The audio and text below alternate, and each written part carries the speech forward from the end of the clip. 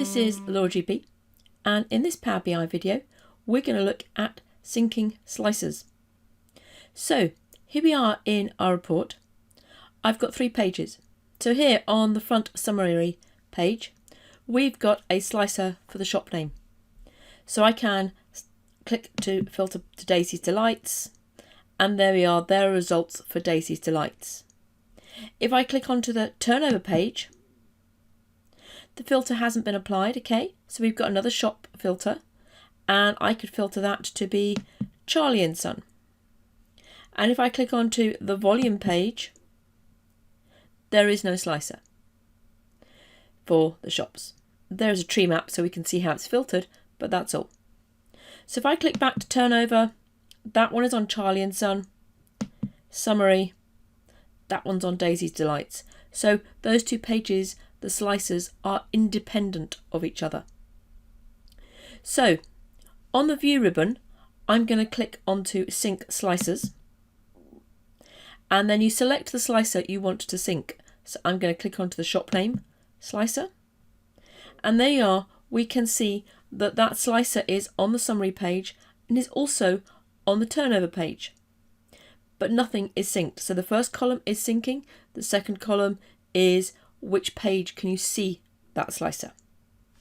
So if we do the first act of just syncing summary and turnover, so I tick into there and I click into there, and now if I take the summary page and let's go for Bert's Best Gifts, and if I click onto the turnover, there you are, we're on Bert's Best Gifts, and if I go to Daisy's Delights and back to the summary page, there we are, we're on Daisy's Delights. So those 2 slicers are syncing. So the volume page, let's say we wanted to add the slicer there, we wanted to add the syncing first. So if I tick in the first column, say the volume page will also sync to these slicers. Okay, so on this front page I'm on Daisy's Delights, and if I go to the volume page, there we are, we've only got Daisy's Delights. The tree map is only showing Daisy's Delights, but we can't see the slicer there. So if I go back to my summary page and pick the slicer again, back into the sync slicers pane on the side, and I click a tick in the visuals box, you'll see if I go back to the volume page, a copy has been made. So it's got exactly the same formatting, exactly the same position on your report. So we can now move that. Let's make that at least look vaguely okay. Okay.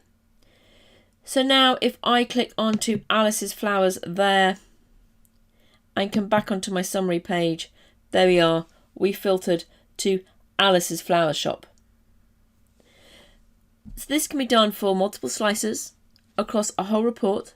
So this works really well for reports which you want to be able to set up the slicers once and be able to look straight all the way through the report, filtered in exactly the same way. So I'm Laura GB, and this has been my sync slicers video. If you haven't already, please press subscribe. Take care now.